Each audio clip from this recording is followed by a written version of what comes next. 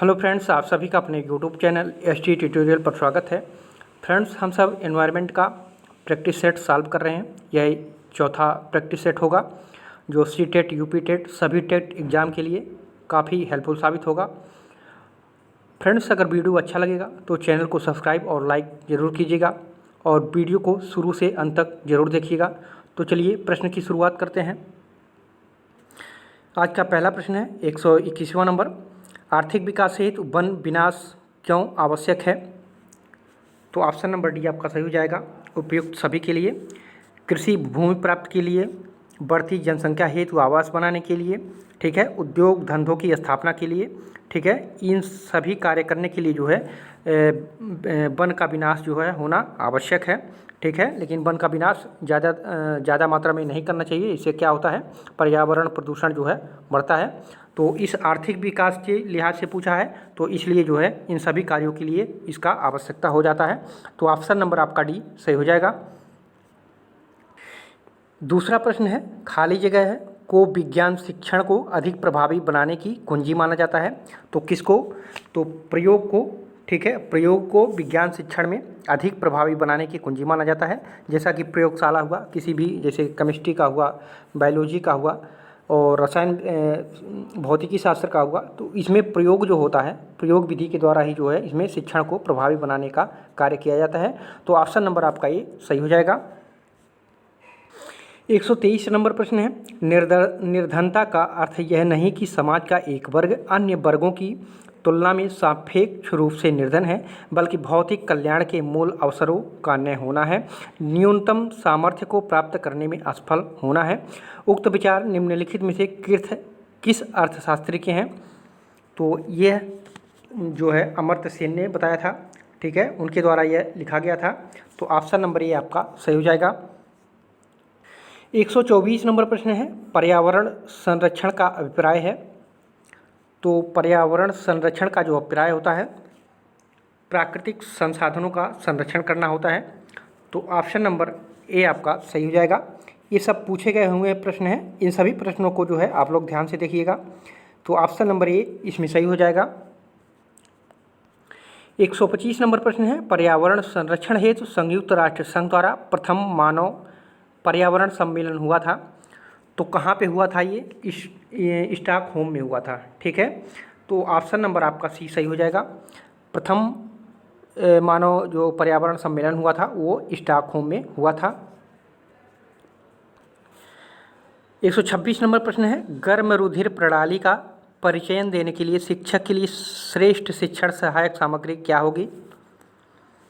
तो option number ये देख लीजिए, मेढक के जीवन चक्र का चार्ट जो है ये गर्म रुधिर प्रणाली का परिचय देने के लिए सर्वश्रेष्ठ होगा, क्योंकि जो मेढक होते हैं ये गर्म रुधिर वाले जीव होते हैं। तो ऑप्शन नंबर ये आपका सही हो जाएगा। 127 नंबर प्रश्न है, निम्न में से कौन सा कथन सही है? तो इसमें से आप देख लीजिए, पौधे ऑक्सीजन व कार्बन डाइऑक्साइड दोनों का निष्कासन करते हैं, ठीक है। पौधे जो होते हैं ऑक्सीजन और कार्बन डाइऑक्साइड दोनों का निष्कासन करते हैं। ऑप्शन नंबर ये सी सही है। और ए में देख लीजिए, मनुष्य व पौधे दोनों के द्वारा ऑक्सीजन व कार्बन डाइऑक्साइड का निष्कासन होता है, बिल्कुल गलत है, ठीक है। मनुष्य ऑक्सीजन व कार्बन डाइऑक्साइड का निष्कासन करता है, गलत है, ठीक है। तो ऑप्शन नंबर सी आपका इसमें से सही हो जाएगा। 128 नंबर प्रश्न है, जलवायु परिवर्तन अंतर्राष्ट्रीय संधि कहाँ हुई थी? तो ये जो हुई थी ये वान में हुई थी। ऑप्शन नंबर ये आपका सही हो जाएगा, ठीक है। जलवायु परिवर्तन जो अंतर्राष्ट्रीय संधि है वो वान में हुआ था। 9वां प्रश्न है, भारत में वन्य जीव संरक्षण अधिनियम कब बना था? तो ऑप्शन नंबर सी 1972 ईस्वी में भारत सरकार द्वारा जो है बनाया गया था। इसमें जीवों का संरक्षण करने के लिए बनाया गया और बाद में जो है इसको संशोधन भी किया गया और इसमें बहुत से सारे धाराएं, कानून भी जोड़ा गया जिसके तहत जो है उनका संरक्षण किया जा सके, ठीक है। तो सर्वप्रथम जो बनाया गया था वो 1972 में बनाया गया था। 130 नंबर प्रश्न है, मरुस्थलीकरण की प्रक्रिया में सम्मिलित है। तो जो मरुस्थलीकरण की प्रक्रिया होती है उपयुक्त सभी देख लीजिए, बालू का फैलाव भी इसमें होता है, जलाभाव भी होता है, जल का अभाव भी होता है, मृदा में जैविक तत्वों का अभाव भी होता है। ठीक है, तो उपयुक्त सही हो जाएगा, ऑप्शन नंबर डी आपका सही हो जाएगा। ठीक है, मरुस्थलीय प्रक्रिया में ये सारे प्रक्रिया होते हैं। 131 नंबर प्रश्न है, पर्यावरणीय शिक्षा का मुख्य उद्देश्य क्या है? तो ऑप्शन नंबर ए आप देख लीजिए, पर्यावरणीय शिक्षा मानव की पर्यावरण जन्य चेतना को जागृत कर मानवीय आचरण को संतुलित करती है। ठीक है, तो ऑप्शन नंबर ए सही हो जाएगा। 132 नंबर प्रश्न है, पर्यावरण अध्ययन की एक शिक्षिका निम्नलिखित कारणों से अपनी कक्षा का प्रारंभ कुछ मुख्य प्रश्न पूछते हुए करती है। सबसे कम प्राथमिकता वाला कारण कौन सा है, उसे चुनिए। तो सही उत्तर हो जाएगा आपका ऑप्शन नंबर बी, शिक्षार्थियों का चिंतन सीमित किया जा सकता है। ठीक है, तो इसके माध्यम से जो है शिक्षार्थियों का चिंतन जो है सीमित किया जा सकता है। ऑप्शन नंबर आपका भी सही हो जाएगा। 134 नंबर प्रश्न है, औपचारिक पर्यावरणीय शिक्षा का अर्थ है? तो इसमें से जो औपचारिक पर्यावरणीय शिक्षा होता है सभी के द्वारा होता है। इसमें देख लीजिए, क्या प्राथमिक से उच्च स्तरीय शिक्षा के पाठ्यक्रमों द्वारा शिक्षा, बिल्कुल सही है। व्याख्यानों द्वारा पर्यावरणीय शिक्षा, संगोष्ठियों द्वारा जो है पर्यावरणीय शिक्षा, ये औपचारिक रूप से इसमें सभी सम्मिलित हैं। तो ऑप्शन नंबर डी आपका सही हो जाएगा, उपयुक्त सभी द्वारा जो है पर्यावरणीय शिक्षा दिया जा सकता है। 135 नंबर प्रश्न है, दूरदर्शन, रेडियो, नाटक, कवि गोष्ठियों एवं सिनेमा द्वारा दी जाने वाली पर्यावरणीय शिक्षा को कहते हैं? तो ये कहा जाता है ऑप्शन नंबर बी, अनौपचारिक पर्यावरणीय शिक्षा। ठीक है, तो ऑप्शन नंबर बी आपका सही हो जाएगा।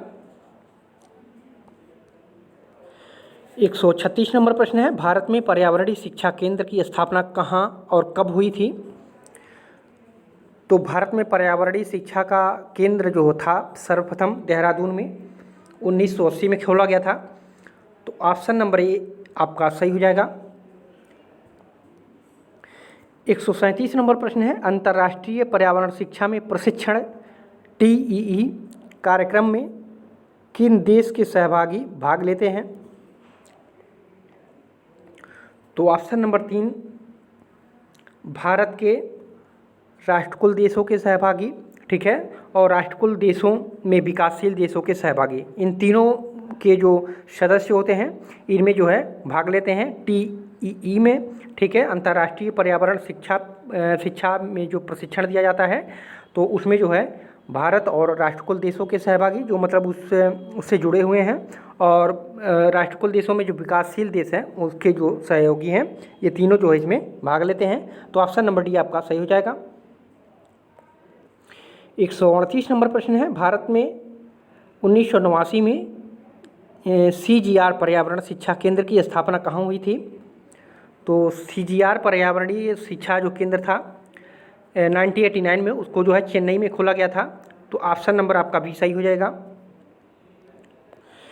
139 नंबर प्रश्न है, ये एक नवनियुक्त पर्यावरण अध्ययन के शिक्षक के रूप में पढ़ाने से पहले आपकी सबसे पहली प्राथमिकता क्या होगी? तो ऑप्शन नंबर ए आपका सही हो जाएगा, शिक्षार्थियों का समाज सांस्कृतिक प्रोफाइल विवरण तैयार करना। तो ऑप्शन नंबर आपका ए सही हो जाएगा। 140 नंबर प्रश्न है, गंगा को प्रदूषण से मुक्त करने के लिए केंद्रीय गंगा प्राधिकरण का गठन कब किया गया था? तो ये गठन जब हुआ था 1985 में हुआ था। ठीक है, 1985 में भारत सरकार द्वारा जो है इसका गठन किया गया था, केंद्रीय गंगा प्राधिकरण का। ठीक है, तो ऑप्शन नंबर सी आपका सही हो जाएगा। 141 नंबर प्रश्न है, प्राथमिक स्तर पर वृक्षों के संरक्षण की संकल्पना के बारे में विद्यार्थियों को संवेदनशील बनाने के लिए नीचे दिया गया कौन सा क्रियाकलाप उपयुक्त नहीं है, अर्थात सही नहीं है? तो इसमें ऑप्शन नंबर सी, बच्चों को लकड़ी के लट्ठे का भंडार दिखाना, ये प्रक्रिया बिल्कुल नहीं सही है। ठीक है, और जो ये वृक्षों पर नारा लेखन प्रतियोगिता आयोजित करना, ये सब प्रत्येक छात्र को एक वृक्ष को अपनाकर उसकी देखरेख के लिए प्रोत्साहन करना, वृक्षों पर पोस्टर बनाने की प्रतियोगिता आयोजित करना, ये सब इससे संबंधित है। और बच्चों को लकड़ी के लट्ठों का भंडार दिखाना, ये सब मतलब इसमें सम्मिलित नहीं है, ये कोई मतलब सटीक उत्तर इसका नहीं हो रहा है। तो ऑप्शन नंबर सी आपका सही हो जाएगा। 142 नंबर प्रश्न है, भूस्खलन से प्रभावित क्षेत्र है। तो भूस्खलन से जो प्रभावित क्षेत्र है वो हिमालय क्षेत्र है। तो ऑप्शन नंबर आपका सी सही हो जाएगा। भूकंप की तीव्रता मापने का पैमाना क्या है? इसको आप लोग जानते होंगे सभी लोग। ऑप्शन नंबर बी आपका सही हो जाएगा, रिएक्टर स्केल है। 144 नंबर प्रश्न है, कक्षा 5 की शिक्षिका के रूप में आप ईंधन के संरक्षण प्रकरण को पढ़ाने के लिए निम्नलिखित में से किस संसाधन के उपयोग को सर्वश्रेष्ठ पाते हैं? तो ऑप्शन नंबर डी, पोस्टर के माध्यम से। ठीक है, पोस्टर के माध्यम से उनको अच्छी तरीके से समझाया जा सकता है। तो ऑप्शन नंबर आपका डी सही हो जाएगा।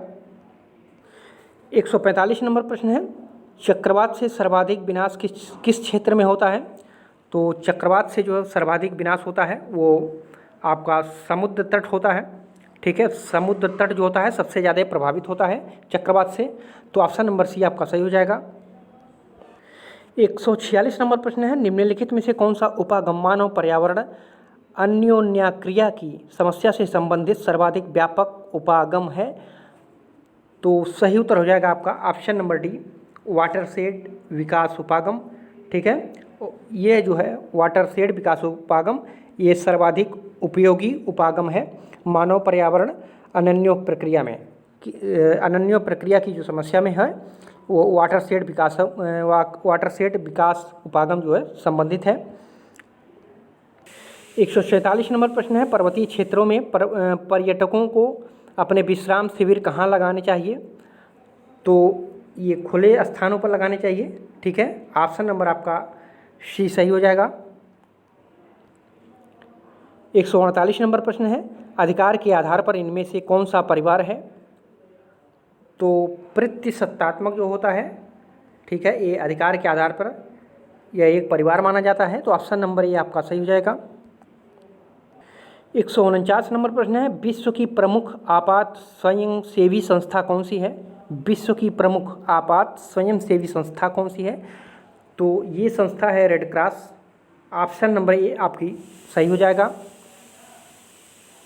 150 नंबर प्रश्न है, इसमें दो सूचियाँ दिया गया है और इनका सही मिलान करना है। तो बाढ़ कैसे आता है? तो बाढ़ जो है अतिवर्षा एवं जल का असमान वितरण से आता है। तो ऑप्शन नंबर ए में चौथा सही हो जाएगा। और सूखा कैसे होता है? तो पर्याप्त अवधि में वर्षा का न होना वो सूखा कहलाता है। ठीक है, और भूचाल जो होता है, भूचाल जो है धरती की चट्टानों में उठती लहरों के मार्ग में जो है हलचल पैदा करना वो क्या कहलाता है? वो भूचाल कहलाता है। तो ऑप्शन नंबर इसमें दूसरा सही हो जाएगा। और ज्वालामुखी जो होता है एक छिद्र जिसमें पिघले हुए पदार्थ निकलते हैं। ठीक है, तो ऑप्शन नंबर 3 इसमें सही हो जाएगा। तो कौन सा कूट इसमें से सही हो जा रहा है? 1 का 4, ठीक है, उसके बाद जो है 2 का 1। तो ऑप्शन नंबर ए में मिला लीजिए। ठीक है, ऑप्शन नंबर ए आपका सही हो जा रहा है। तो फ्रेंड्स ये रहे आपके महत्वपूर्ण 30 प्रश्न जो आपके आगामी एग्जाम के लिए काफ़ी हेल्प करेंगे। तो फ्रेंड्स वीडियो अगर अच्छा लगा हो तो चैनल को सब्सक्राइब और लाइक ज़रूर कीजिएगा और अपने मित्रों में शेयर भी कीजिएगा। फिर मिलते हैं अगले वीडियो में। पूरा वीडियो देखने के लिए आप सभी को धन्यवाद।